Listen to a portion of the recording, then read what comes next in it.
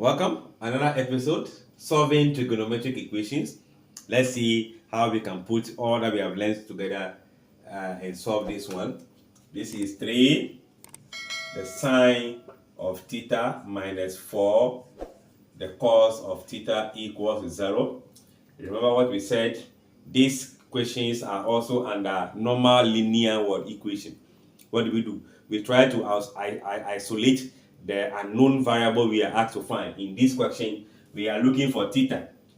And in isolating this, we can see that when I want to isolate this, I have a hindrance of cos, I have a hindrance of sine. They are not the same, that I can easily factorize.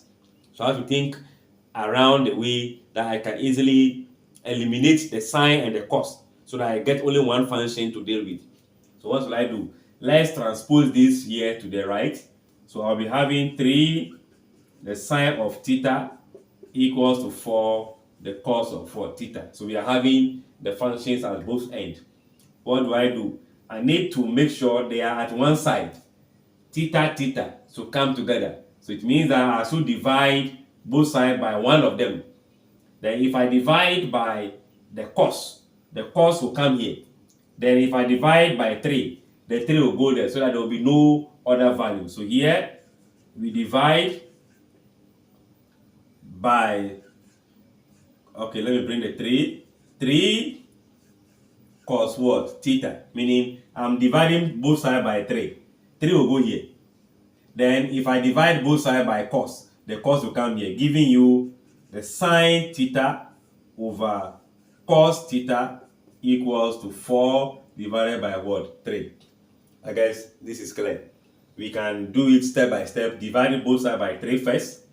Then you divide by the cos. Then remember, sine over cos is also the same as what? Tan. So I have tan theta being the same as 4 on what? 3. This very here, we've done this in one of the episodes, I think episode number 2. So this is equal to this, but we are looking for the theta, which is the unknown variable we are concerned with. Meaning your theta will now be equals to the tan inverse of 4 over what? 3. And that must be placed in our calculator to give us, so we should be having something as 53.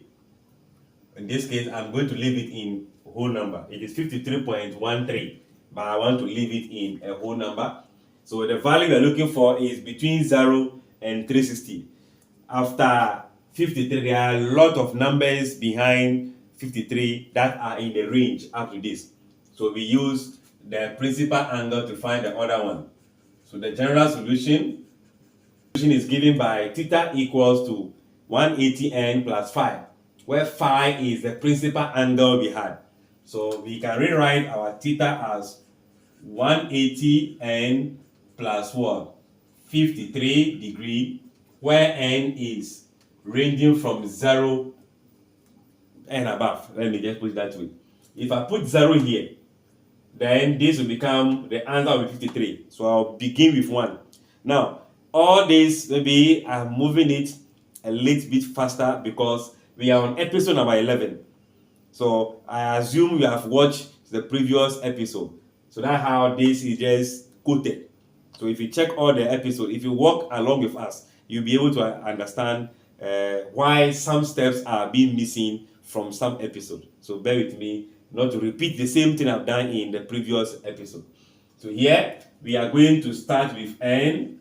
When n is what? 1. After 0 is 1. Then theta will become 180 times 1 plus what? 53 degree. This is going to be 180, then 53. If we add 20 here, that will be 233. So I have 233 degree, which is still having a lot of bunch numbers above to get to that point. So let's go to when your n is now what? 2. Theta will become 180 times 2 plus what? 53. And this is 360 degree plus what? 53.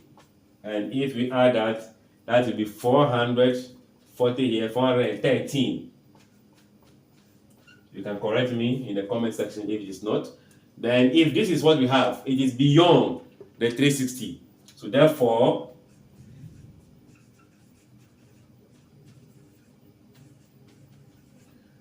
the values of theta are going to be, the first value we have is 53 degree. The second positive value we have that is in the range is 233 degree. That is leaving the answer in a whole number.